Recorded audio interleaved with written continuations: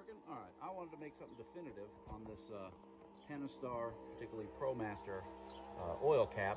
This will be short. So this is how I change the oil. I built this little apparatus. It's a 12-volt pump, hooks to the battery of the van, sucks the oil out the dipstick hole. And since the filter is on the top, I never have to get under. This van has been 7 years and I've never had the drain plug out, which means I don't have to worry about that. This will start sucking air when it's done, and I'll adjust it and so on.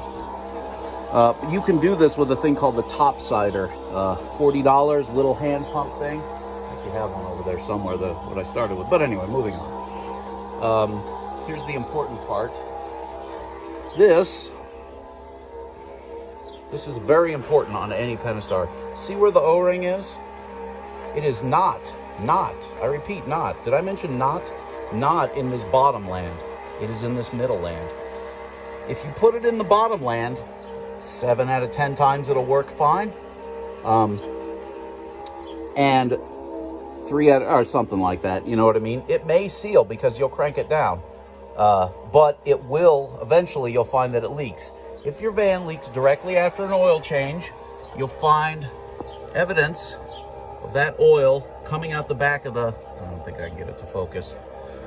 You'll find evidence of oil on top of the engine and over the top of the transmission mount and all that fun stuff. And it will be coming out the back of the, you can see how that's wet. It'll be coming through the valley of the engine from the oil cooler, which is really an oil warmer, out to the back.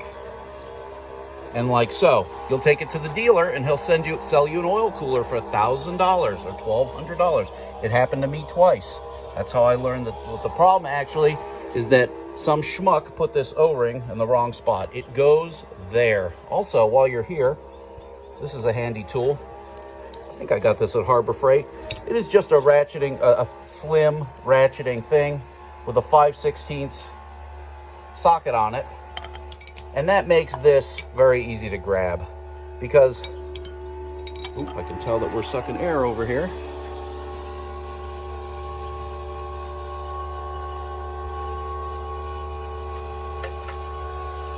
I should measure this thing, but I don't. I do it manually. There it comes.